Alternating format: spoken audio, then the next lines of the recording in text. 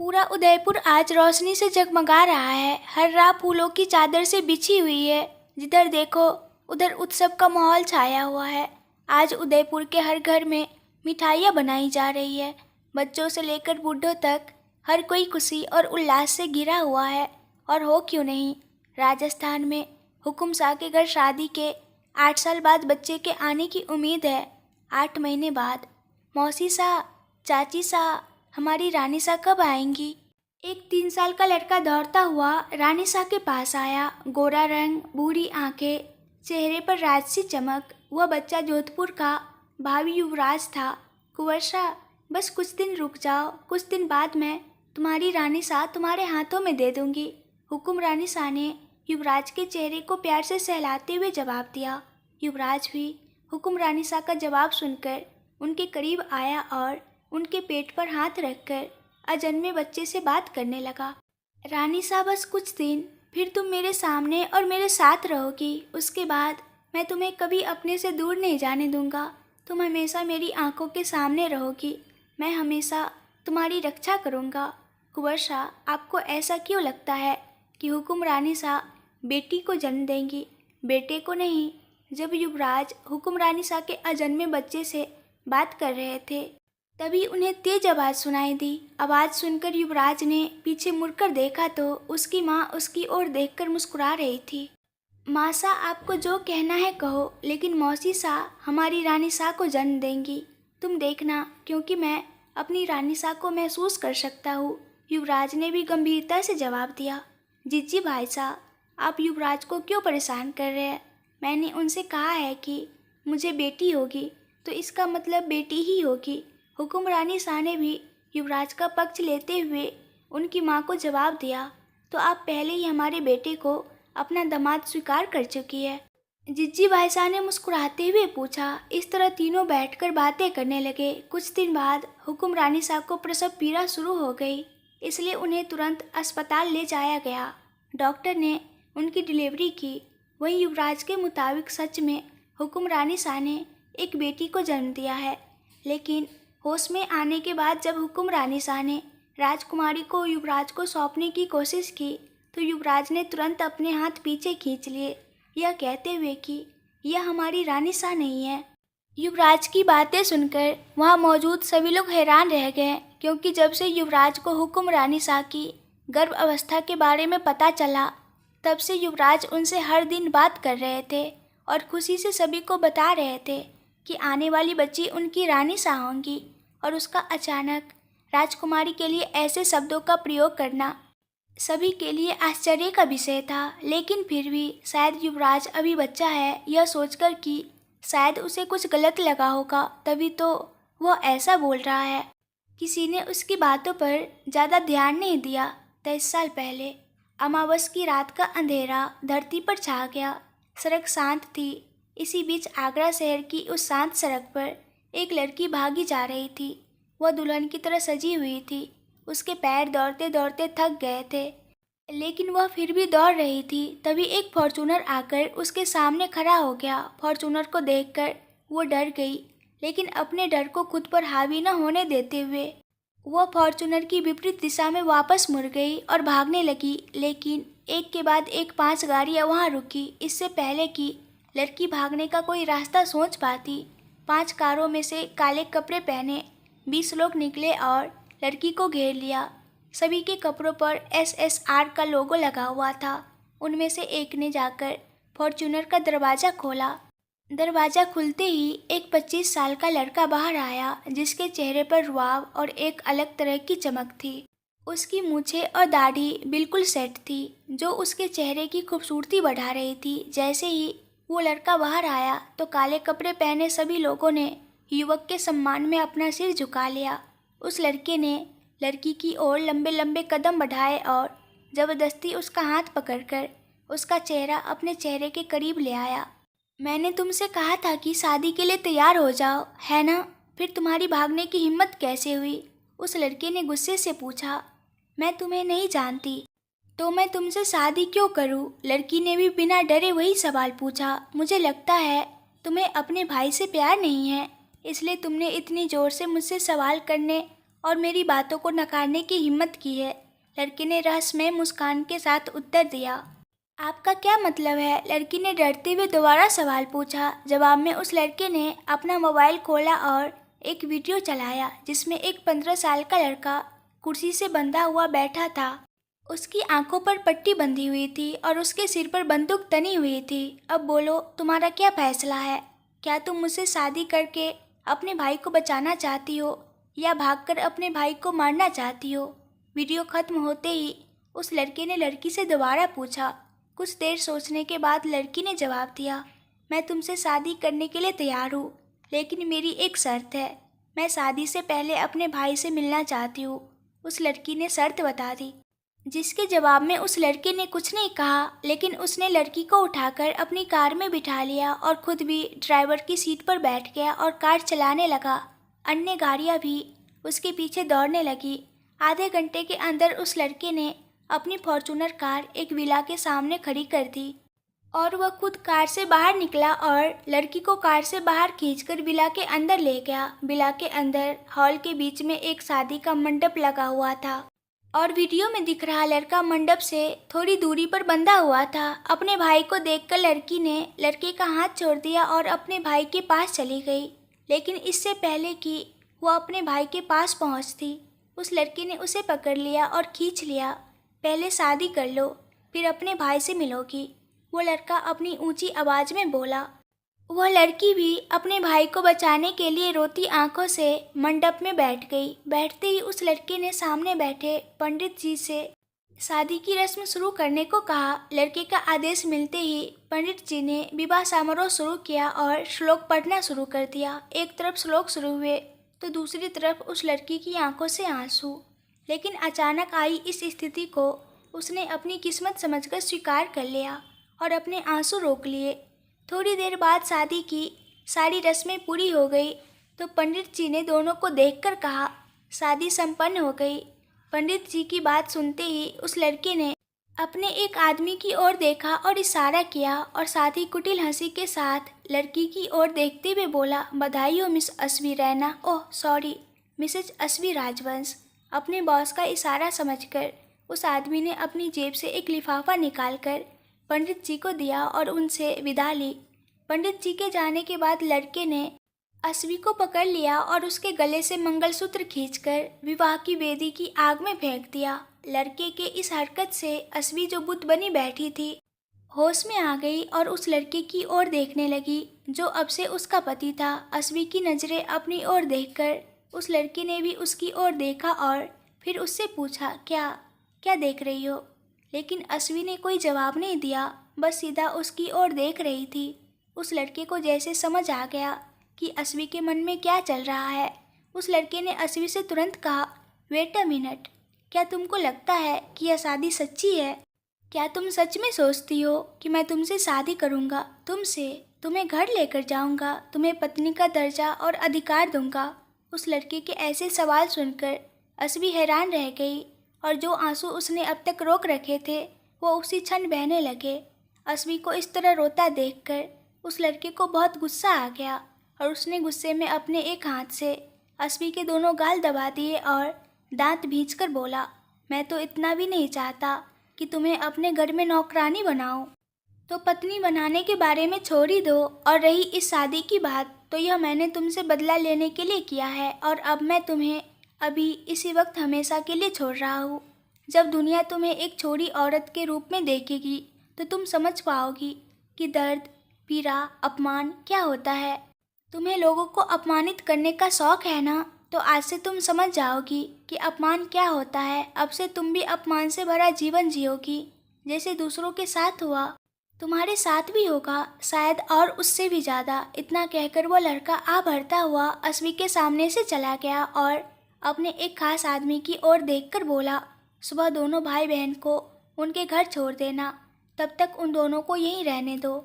इतना कहकर वो लड़का जाने लगा, लेकिन इससे पहले कि वह घर की दहलीज पार करता, अस्वी के शब्द उसके कानों में पड़े, एक मिनट रुकिए सर, आप कौन हैं? आपका नाम क्या है?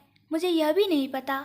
लेकिन जाने से पहले एक बात सुन लीजिए, मुझे नहीं पता कि मुझसे क्या गलती हुई है, लेकिन इतना ज़रूर कहूँगी कि मैंने किसी का दिल नहीं दुखाया है, और इसलिए आज नहीं तो कल, लेकिन सच्चाई निश्चय ही तुम्हारी आंखों के सामने आएगी और उस दिन तुम्हें खुद से नफरत हो जाएगी। आप हर क्षण तप की अग्नि में जलते रहोगे। आप अपनी ही नज़रों में इस हद तक गिर जाएंगे कि आपको अपने किए पर पछतावा होगा, और भले ही आपकी शादी आपकी पसंद की लड़की से हो जाए, लेकिन फिर भी आपके दिल को शांति नहीं मिलेगी। हालांकि ये शादी मेरी मर्जी से नहीं हुई थी, लेकिन मैं इस शादी को अपनी किस्मत मानूंगी। लेकिन तुम्हें न तो मन की शांति मिलेगी और न ही चैन की नींद। लेकिन जैसे अस्वी की बातों का उस पर कोई असर नहीं हुआ। उसने अपनी आंखों पर चश्मा लगाया और बाहर निकल गया। बाहर उसकी फॉर्च्यूनर के सामने एक स्कॉर्पियो खड़ी थी और एक लड़का उससे सहारा लेकर खड़ा था। लेकिन वो लड़का उस पर ध्यान दिए बिना अपने ड्राइवर को बोला, मुझे हवाई अड्डे तक ले चलो, और कार में बैठने के लिए कार का दरवाज़ा खोला। लेकिन वह कार में बैठता उससे पहले ही दूसरे लड़के ने कार का दरवाज़ा बंद कर दिया और उसका हाथ पकड़कर अपनी ओर घुमाया और पूछा, भैया आप कहाँ जा रहे हैं? और वह भी भाभी को अकेले छोड़कर। वो तुम्हारी भाभी नहीं है अंगद सिंह राजवंश, उस लड़के ने गुस्से में कहा। गुस्सा करने से सच्चाई नहीं बदलेंगे मिस्टर अध्ययन सिंह राजवंश। क्या आपको दिख नहीं रहा कि आपके गुस्से और बदले की भावना ने एक लड़की का जीवन बर्बाद कर दिया है? क्या आपको एक बार भी ये ख्याल नहीं आया कि आपकी भी एक बहन है? अपने भाई की बात सुनकर अंगद को भी गुस्सा आ गया था। तो फिर अध्यांश बोला, तुम अपनी सीमा लांघ रहे हो अंगद। यह मेरी गलती नहीं है कि मैं तुम्हारा बड़ा भाई हूँ, और बस इतना ही बोलूँगा। और वो लड़की, उसे अपने किए की सज़ा मिली है। उसे खुद पर बहुत घमंड है, इसलिए मैंने उसका घमंड तोड़ दिया है। इसलिए तुमको उससे हमदर्दी रखने की ज़रूरत नहीं है। अध्यांश ने भी उसी लहजे में जवाब दिया, भाई अभी तो आप गुस्से में हो, इसलिए सही गलत का फ़र्क भूल गए हो, लेकिन एक दिन आपको अपने किए पर पछतावा ज़रूर होगा। इतना कहकर अंगद अपनी स्कॉर्पियो में बैठकर वहाँ से चला गया। अंगद के जाने के बाद अध्यांश भी अपनी फॉर्च्यूनर में बैठ गया और ड्राइवर से एयरपोर्ट के लिए जाने के लिए कहा। इसी बीच उसके लोगों ने अस्वी के भाई को छोड़ दिया। अस्वी बस रोती ही जा रही थी। उसके भाई की आंखें बंद थी, इसलिए उसने कुछ देखा नहीं, लेकिन लोगों की बातों से और अपनी बहन की हालत देखकर उसे पता चल गया था कि वहाँ क्या हुआ होगा। सारी रात दोनों भाई बहन वहीं बैठे रहे। सुबह सूर्य की पहली किरण के साथ अध्यांश के लोगों ने अस्वी और उसके भाई को उनके घर छोड़ा। सुबह का समय था, इसलिए यातायात बहुत कम था। जब उसकी शादी की खबर उसके घर जाएगी तो अस्वी को उन लोगों की रिएक्शन से डर लगने लगा। घर के अंदर जाने के लिए उसके पैर नहीं उठ रहे थे, लेकिन फिर भी यह सोचकर कि आज नहीं तो कल उसे इस स्थिति का सामना करना पड़ेगा, अस्वी ने अपना मन दृढ़ किया और अपने पैर घर की ओर बढ़ा दिए। सुबह के 7 बजे थे, इसलिए उनके घर के सभी लोग जाग चुके थे और हॉल में बैठे हुए थे। अस्वी अपने भाई का हाथ पकड़कर दरवाजे तक आई, लेकिन घर की दहलीज लांघकर घर में कदम रखने से पहले ही अस्वी को तेज आवाज़ सुनाई दी, वहीं अपने कदम रोक लो अस्वी। तुम्हें मुंह काला करके भी शांति नहीं मिली और तुमने इस घर में वापस आने की हिम्मत कैसे की?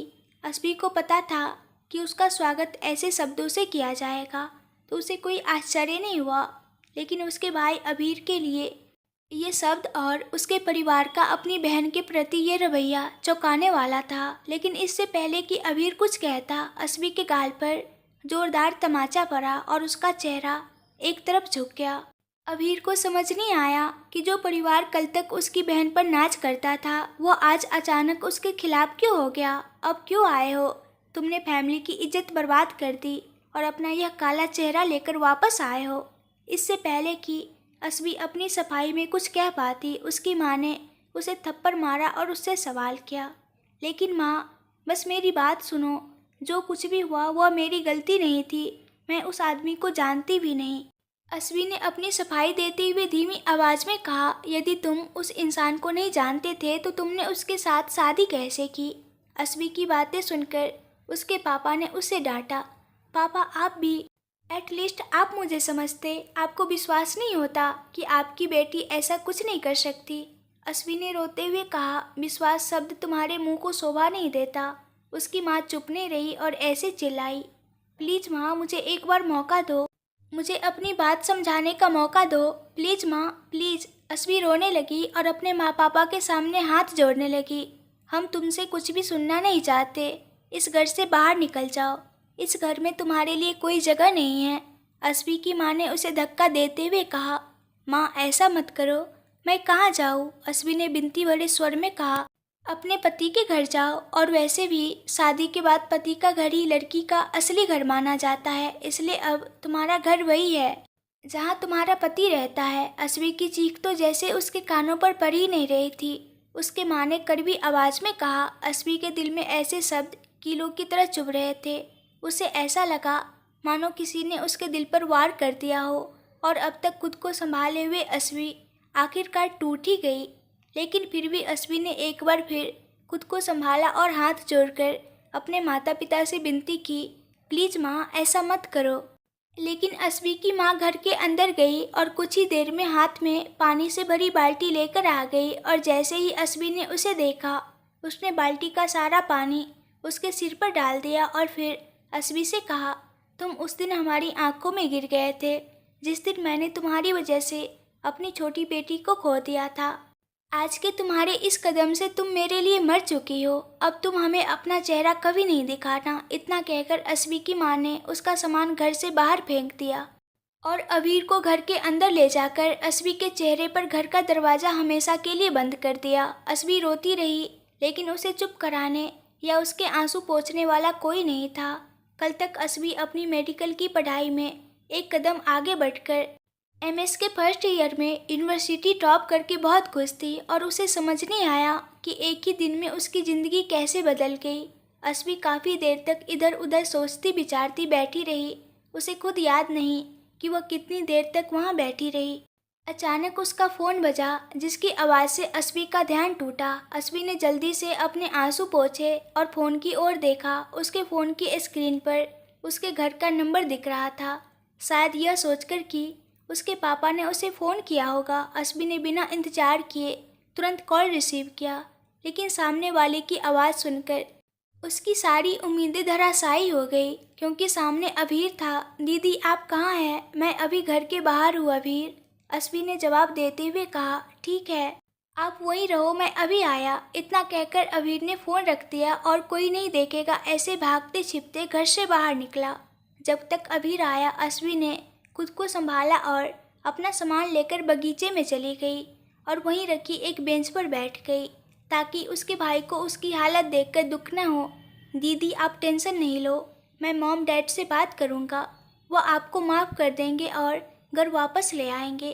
अबीर ने आते ही अस्वी को प्यार से गले लगा लिया और बोला, तुम्हें ऐसा कुछ करने की ज़रूरत नहीं है अबीर। जो हो रहा है उसे होने दो, और तुम्हें इन सब में पड़ने की ज़रूरत नहीं है। तुम अभी इन सब के लिए बहुत छोटे हो, इसलिए इन सब के बारे में सोचे बिना पढ़ाई पर ध्यान दो।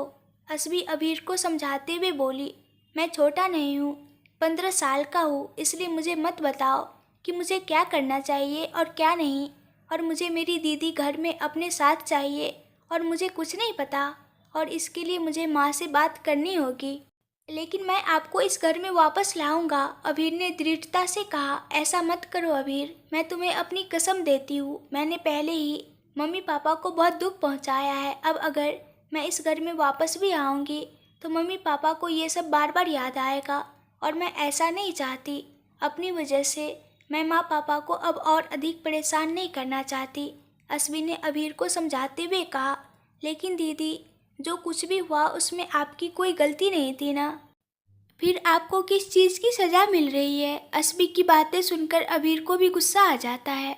मैंने तुमसे कहा ना कि तुम दोबारा मम्मी पापा से बात करने नहीं जाओगे तो नहीं जाओगे, और मुझसे वादा करो कि मेरे जाने के बाद तुम ये बातें करके मम्मी पापा को परेशान नहीं करोगे और अपनी पढ़ाई पर ध्यान दोगे।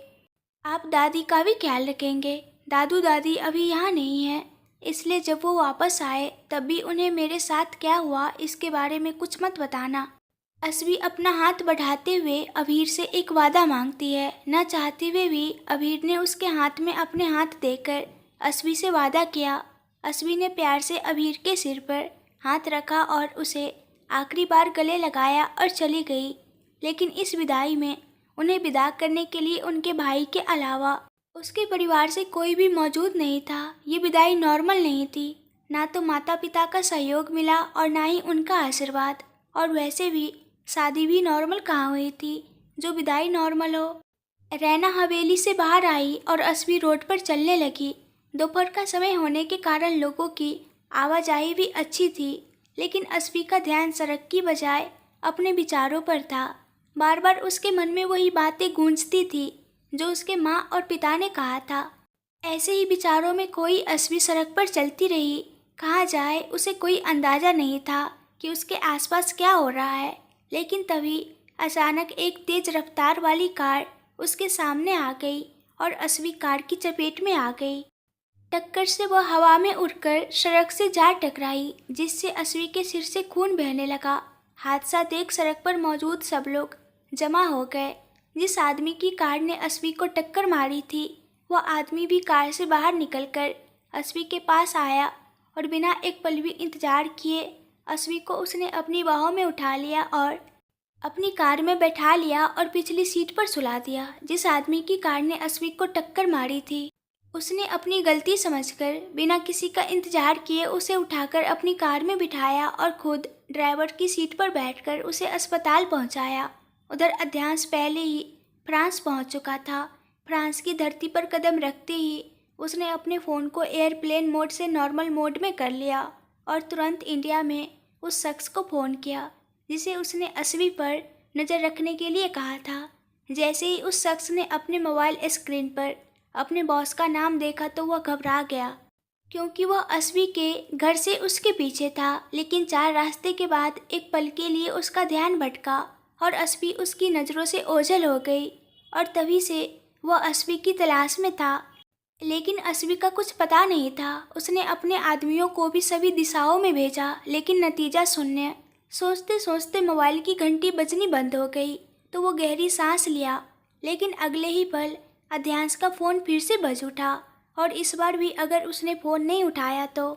यह सोचकर उसने घबराते हुए फ़ोन उठाया, तुम्हारी मैम कहाँ है? जैसे ही उसने फ़ोन उठाया सामने से अध्यांश की सख्त आवाज़ सुनाई दी, सर सर मैम। फिर अध्यांश की आवाज़ सुनकर वह शख्स डर गया था। क्या बोल रहे हो? क्या हुआ है? जो भी हो सच बताओ। अध्यांश अपने आदमी की आवाज़ से समझ गया कि कुछ गड़बड़ है। अब छुपाने का कोई मतलब नहीं है और वैसे भी बॉस से कुछ भी छिपाना संभव है नहीं। जैसे ही उस व्यक्ति को एहसास हुआ तो वो बोलना शुरू किया कि अस्वी को उसके माता पिता ने अपमानित करके और धक्का देकर घर से बाहर निकाल दिया है। उसने वहाँ से सब कुछ बता दिया जब तक कि वह उसकी आंखों से ओझल नहीं हो गई थी। यह जानकर कि अस्वी को कोई मदद नहीं मिल रही है, अध्यांश को गुस्सा आ गया। तुम्हारा ध्यान कहाँ था? मैंने तुमसे सीधे और सख्ती से कहा था कि मैं इसके बारे में जानना चाहता था, फिर तुमने इतनी बड़ी गलती कैसे कर दी? सॉरी बॉस, जो कर सकते हो करो, काम में जितने आदमी लगाना है लगाओ, लेकिन और उसे मेरे पास लाओ और अगर ऐसा नहीं हुआ तो सज़ा भुगतने के लिए तैयार रहना। इतना कहकर उसने फ़ोन रख दिया। फ़ोन काटने के बाद भी उसका गुस्सा कम नहीं हुआ तो अध्यांश ने गुस्से में मुक्का दीवार पर मारना शुरू कर दिया। उतने में उसे पता ही नहीं चला कि उसके हाथ से खून बहने लगा। उसकी आंखों के सामने अस्वी का चेहरा घूमता रहा। उसने उसके साथ बहुत गलत किया था। हालांकि जब उसे पता चलता है कि अस्वी को उसके माता पिता ने अपमानित करके और धक्का देकर घर से निकाल दिया है तो उसे अस्वी के लिए दुख होता है। उसे अपने दिल में कुछ चुभता हुआ महसूस हुआ। इस बीच आगरा में अस्वी को वो कार वाला हॉस्पिटल लेकर आए और उन्हें तुरंत इमरजेंसी वार्ड में भर्ती कराया गया। डॉक्टरों की टीम तुरंत काम में जुट गई। अस्वी की जांच करने के बाद डॉक्टरों की टीम इस नतीजे पर पहुंची कि मरीज का तुरंत ऑपरेशन करना होगा और इसके लिए डॉक्टरों ने उन्हें ओटी में शिफ्ट कर दिया। एक नर्स आई और अस्वी को हॉस्पिटल लाने वाले आदमी से हॉस्पिटल का फॉर्म भरने और ऑपरेशन के लिए पैसा जमा करने को कहा। वह आदमी चुपचाप हॉस्पिटल की फॉर्मेलिटीज़ पूरी की। हॉस्पिटल की फॉर्मेलिटीज़ पूरी होते ही डॉक्टरों की टीम ने अस्वी का ऑपरेशन शुरू कर दिया। सिर सीधे सड़क पर लगने से अस्वी के सिर का पिछला हिस्सा टूट गया। ऑपरेशन 6 घंटे तक चला। ऑपरेशन निपटाने के बाद जैसे ही डॉक्टरों की टीम ओटी से बाहर आई, उस व्यक्ति ने हेड डॉक्टर से अस्वी की सेहत के बारे में पूछा, जिसके जवाब में डॉक्टर ने कहा ऑपरेशन सफल रहा है, लेकिन मरीज की स्थिति के बारे में मरीज के होश में आने के बाद ही कुछ कहा जा सकता है। और मरीज को कितने देर में होश आ जाएगा? उस आदमी ने फिर पूछा। इससे पहले कि डॉक्टर जवाब दे पाता, किसी ने पीछे से उस आदमी का नाम पुकारा। मिस्टर मेहरा, आप यहाँ? क्या सब कुछ ठीक है? उस व्यक्ति यानी मिस्टर मेहरा ने पीछे मुड़कर देखा तो सामने एक जाना पहचाना चेहरा नजर आया। Oh hi doctor Mukherjee. Mister Mehra ने मुस्कुराते हुए उस व्यक्ति को ग्रीट किया जिसने उन्हें बुलाया था। डॉक्टर मुखर्जी, क्या आप इस आदमी को जानते हैं? हेड डॉक्टर ने तुरंत डॉक्टर मुखर्जी से मिस्टर मेहरा के बारे में पूछा। हाँ चीफ, यह मेरे सीनियर है, हम दोनों एक ही कॉलेज में थे। और दूसरी बात, मिस्टर मेहरा खुद एक जाने माने हार्ट सर्जन है। ओह, आपसे मिलकर अच्छा लगा, लेकिन एक बात जो मुझे समझ नहीं आ रही है कि आप खुद एक सक्सेसफुल डॉक्टर है, फिर आप मरीज को इस अस्पताल में क्यों लाए और मरीज के साथ आपका क्या रिश्ता है? हेड डॉक्टर ने मिस्टर मेहरा से पूछा। दरअसल मैं इस शहर में नहीं रहता, मैं यहाँ सर्जरी के लिए आया था और सर्जरी के बाद मैं एयरपोर्ट जा रहा था। रास्ते में इस लड़की का मेरी कार से एक्सीडेंट हो गया और उसकी हालत देखकर मैं अनुमान लगाया कि वो बहुत गंभीर हालत में है, इसलिए मैं बिना इंतजार किए उसे यहाँ ले आया क्योंकि यह अस्पताल पास ही था। मिस्टर मेहरा ने जो कुछ हुआ वह सब बताया। ठीक है, मरीज को 24 घंटे में होश आ जाना चाहिए। वैसे क्या आपने उसके घर पर सूचना दी? हेड डॉक्टर ने पूछा। नहीं, मैं उसे नहीं जानता, तो मैं उसके परिवार के बारे में कैसे जानूंगा? मिस्टर मेहरा ने अपनी उलझन बताई। उसके पास कुछ सामान तो होगा ना, उसी से मरीज के बारे में कुछ जानकारी मिलेगी। डॉक्टर मुखर्जी ने एडवाइस दिया। हाँ, मुझे सामान से याद आया कि उनके पास एक बैग था। ऐसा लग रहा था कि वह कहीं जा रही थी या कहीं से वापस आ रही थी। वह बैग मेरी कार में है, मैं उसे अभी ले आता हूँ। मिस्टर मेहरा को याद आया और वो अपनी कार के पास जाने के लिए उठे तो उनकी मदद के लिए डॉक्टर मुखर्जी भी उनके साथ गए। मिस्टर मेहरा और डॉक्टर मुखर्जी ने मिलकर उनका सामान चेक किया तो सरकारी दस्तावेज से उन दोनों को पता चला कि मरीज का नाम असवी रैना है और एक निजी डायरी भी मिली जिसमें असवी के घर का लैंडलाइन नंबर लिखा था। मिस्टर मेहरा ने बिना देर किए तुरंत उस नंबर पर कॉल किया। 2-3 रिंग के अंदर ही दूसरी तरफ से फ़ोन की घंटी बजी। क्या मैं मिस्टर रैना से बात कर सकता हूँ? मिस्टर मेहरा ने पूछा। मेरे पति घर पर नहीं है, तुम्हें उनसे क्या काम है? बताओ। मैं उनकी पत्नी मिसेज रैना हूँ। उधर से असवी की माँ ने फ़ोन उठाया था।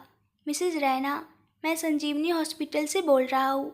आपकी बेटी असवी रैना का बहुत बड़ा एक्सीडेंट हो गया है और वो इस समय संजीवनी अस्पताल में भर्ती है। मुझे आपको यह बताते हुए बहुत दुख हो रहा है कि उसकी हालत बहुत गंभीर है, इसलिए कृपया करके अस्पताल पहुंचिए जितनी जल्दी हो सके। आपकी बेटी को अब आपकी ज़रूरत है।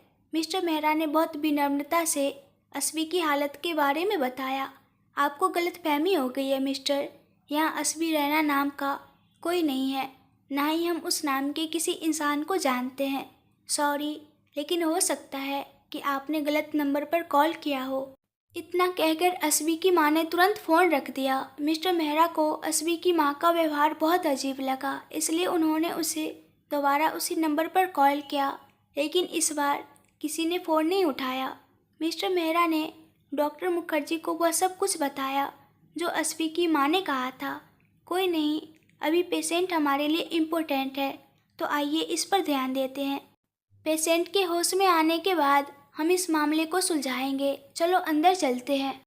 डॉक्टर मुखर्जी ने मिस्टर मेहरा के कंधे पर हाथ रखा और उन्हें निराश न होने के लिए कहा और वहाँ से दोनों हॉस्पिटल के अंदर आ गए, जहाँ से मिस्टर मेहरा असवी के वार्ड में आ गए और उनके बगल में बैठ गए। अब डॉक्टर मुखर्जी ने अपनी ड्यूटी शुरू की। उधर जब फ्रांस में अध्यक्ष का गुस्सा शांत हुआ तो उसने अपने खास आदमी शमशेर को फ़ोन किया और असवी को ढूंढने को कहा। ऐसे ही समय बीतता गया, लेकिन असवी को होश नहीं आया।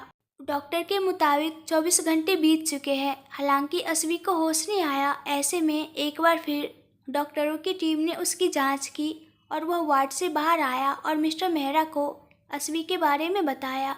वह कोमा में है। शिमला के सबसे बड़े अस्पताल आरोग्यम अस्पताल के कैंसर विभाग में आज सुबह से ही भीड़ थी, क्योंकि राज्य के स्वास्थ्य मंत्री की मां का ओवेरियन कैंसर का ऑपरेशन होने वाला है। कैंसर विशेषज्ञ डॉक्टर ने ऑपरेशन के लिए दोपहर 3 बजे का समय दिया था। तभी तो स्वास्थ्य मंत्री का पूरा परिवार 3 बजे से पहले ही अस्पताल पहुंच गया था। स्वास्थ्य मंत्री की मां पहले से ही अस्पताल में भर्ती थी। ठीक 3 बजे उन्हें ओटी में ले जाया गया, लेकिन कैंसर विशेषज्ञ दूसरे मरीज के ऑपरेशन में व्यस्त थे, इसलिए स्वास्थ्य मंत्री की मां का ऑपरेशन समय पर शुरू नहीं हुआ। राज्य के स्वास्थ्य मंत्री होने के बावजूद उनकी मां के साथ इस अस्पताल द्वारा एक वीआईपी मरीज की तरह व्यवहार नहीं किया जा रहा है। इस पर स्वास्थ्य मंत्री हैरान रह गए और वो गुस्से में आकर उसे उस जगह का भी ध्यान नहीं रहा और अस्पताल में ही चिल्लाने लगा। ओटी में जो भी नर्स व डॉक्टर मौजूद थे उन्हें धमकाना शुरू कर दिया। ऐसे ही आधा घंटा बीत गया, लेकिन ना तो स्वास्थ्य मंत्री का गुस्सा शांत हुआ और ना ही उनकी झुंझलाहट। आखिरकार तंग आकर ओटी में मौजूद एक जूनियर डॉक्टर ने अस्पताल प्रमुख को घटना के बारे में बताया। इतना सुनते ही प्रमुख दौड़कर कैंसर विभाग में आए। उन्होंने खुद आकर मामले को शांति से सुलझाने और स्वास्थ्य मंत्री को समझाने की कोशिश की, लेकिन उनके प्रयास व्यर्थ थे, क्योंकि जब इंसान के दिमाग पर सत्ता की गर्मी चढ़ जाती है तो उसे सही और गलत का कोई एहसास नहीं रह जाता है। यहाँ भी स्थिति वैसी ही थी। स्वास्थ्य मंत्री किसी की भी बात सुनने को तैयार नहीं थे। आखिरकार प्रमुख के पास अंतिम उपाय अपनाने के अलावा कोई विकल्प नहीं था और उन्होंने एक नर्स को दूसरे ओटी में भेजा, जहां एक दूसरे पेशेंट का ऑपरेशन उसी कैंसर विशेषज्ञ द्वारा किया जा रहा था, जिसे स्वास्थ्य मंत्री के मां का ऑपरेशन करना था। डॉक्टर के आने तक भी प्रमुख स्वास्थ्य मंत्री को समझाने बुझाने की कोशिश करते रहे, लेकिन नतीजा शून्य। अस्पताल प्रमुख स्वास्थ्य मंत्री को समझा रहे थे, तभी सभी ने एक तेज और गुस्से वाली आवाज़ सुनी। यहाँ क्या हो रहा है? यह एक अस्पताल है, कोई सब्जी मंडी नहीं। आवाज़ से सभी ने उस ओर देखा तो वहाँ डॉक्टर का कोट पहने एक लड़की खड़ी थी। चमचमाती नीली आंखें, कमर तक लंबी काले बाल, गोरा चेहरा, स्लिम बॉडी और चेहरे पर चमक के साथ एक शानदार रौब। एक ऐसा व्यक्तित्व जिससे पहली नज़र में ही किसी को प्यार हो जाए। भगवान का शुक्र है कि देवदूत आ गया, अन्यथा मुझे नहीं पता कि मैं इस मंत्री को कैसे संभालता। लड़की को अपने सामने खड़ा देखकर प्रमुख को लगा कि ईश्वर आ गया। डॉक्टर परी प्रमुख के पास गई। ओटी से यहाँ पहुँचने से पहले ही उसने नर्स से पूरे मामले की जानकारी ली और इसलिए आते ही उसने एक बार प्रमुख की ओर देखा और फिर मंत्री की ओर। लेकिन इससे पहले कि डॉक्टर परी कुछ कहे, मंत्री ने उससे सवाल किया, आप कौन हैं? मैं वही हूँ जिसके लिए आपने पूरे अस्पताल पर कब्जा कर लिया है। मुझे उम्मीद नहीं थी कि राज्य के स्वास्थ्य मंत्री अपने पद का इस तरह इस्तेमाल करेंगे। परी ने भी बिना डरे मंत्री को जवाब दिया, ओह, तो आप ही है जिन्हें मेरी माँ का ऑपरेशन करना था। मंत्री जी अभी भी अपने मूड में थे। यू आर रॉन्ग मिस्टर, मुझे ऑपरेशन नहीं करना था, मैं अभी भी उसका ऑपरेशन करने जा रही हूँ। परी ने भी अपने अंदाज में जवाब दिया, आप खुद को डॉक्टर कहते हैं और एक मरीज की जान की कोई कीमत नहीं है। क्या आप नहीं जानते कि किसी मरीज के एक पल की कीमत कितनी है? परी को इतनी शांति से जवाब देते देख मंत्री अधिक व्यवस्थित हो गए। मुझे आपको यह बताने की आवश्यकता नहीं है कि मुझे क्या करना चाहिए और मुझे क्या नहीं करना चाहिए। मैं अपना कर्तव्य अच्छी तरह से जानती हूँ और फिर भी आपकी जानकारी के लिए बता दूँ, आपकी माँ का ऑपरेशन 4 बजे था, लेकिन मैं आपका आदर करती हूँ इसलिए मैंने 3 बजे का समय दिया। लेकिन दूसरे मरीज की जान बचाना मेरे लिए उतना ही महत्वपूर्ण था जितना आपकी माँ के लिए, और इसलिए मैं अब भी सीधे ओटी से आ रही हूँ। डॉक्टर अपनी हद में रहो। आप जिससे बात कर रहे हैं वह इस राज्य का स्वास्थ्य मंत्री है। आपकी बकवास आपके और आपके अस्पताल के लिए बहुत महंगी पड़ने वाली है। अपना अपमान होता देख मंत्री भी क्रोधित हो गए। मुझे सिखाने से पहले आपको तमीज़ सीखना होगा और मेरे अस्पताल के बारे में आपको चिंता करने की ज़रूरत नहीं है। बस अपने पोजीशन बचाने की चिंता कीजिए, क्योंकि अगले सप्ताह जब मैं मुख्यमंत्री से मिलूंगी तो मैं निश्चित रूप से हॉस्पिटल सीसीटीवी फुटेज मेरे पास होगी, ताकि मैं आपकी यह हरकतें उन्हें दिखा सकूं। डॉक्टर परी भी पीछे नहीं हटी। डॉक्टर परी की ऐसी धमकी सुनकर स्वास्थ्य मंत्री के होश उड़ गए। लेकिन इससे पहले कि वो डॉक्टर परी से कुछ और कह पाता, वो चिल्ला पड़ी। गार्ड्स, और अगले ही मिनट अस्पताल के सिक्योरिटी गार्ड्स वहाँ मौजूद थे। तुम्हारे पास 5 मिनट है। 5 मिनट में मैं इस पूरे विभाग को खाली देखना चाहती हूँ। मैं नहीं चाहती कि यहाँ डॉक्टरों, हॉस्पिटल के कर्मचारियों और मरीजों के अलावा एक भी बाहरी व्यक्ति दिखाई दे, भले ही वह कोई भी क्यों न हो। डॉक्टर परी ने स्वास्थ्य मंत्री की तरफ देखते हुए सिक्योरिटी गार्ड्स को ऑर्डर दी। लेकिन डॉक्टर, मेरी सास का अभी ऑपरेशन हो रहा है। एटलीस्ट ऑपरेशन खत्म होने तक हमें यहीं रहने दीजिए प्लीज़। स्वास्थ्य मंत्री की पत्नी ने डॉक्टर परी से हाथ जोड़कर विनती की। सॉरी, लेकिन आपके पति के बिहेवियर को देखने के बाद मैं अपने किसी भी मरीज के जीवन के साथ कोई जोखिम नहीं लेना चाहती, और आपकी सास को ऑपरेशन के बाद नॉर्मल वार्ड में शिफ्ट कर दिया जाएगा, तब आप उससे मिल सकते हैं, लेकिन अभी नहीं, सॉरी। डॉक्टर परी ने भी अपना फैसला स्पष्ट शब्दों में बता दिया। सिक्योरिटी गार्ड्स को आदेश देने के बाद डॉक्टर परी ने अपने पास खड़ी एक नर्स को आदेश दिया, डॉक्टर मीर और डॉक्टर अस्का को बोलो कि स्वास्थ्य मंत्री की मां के ऑपरेशन में वो दोनों आए, और एक बात, जाओ और ऑपरेशन की तैयारी करो। मैं 10 मिनट में ओटी पहुंच जाऊंगी।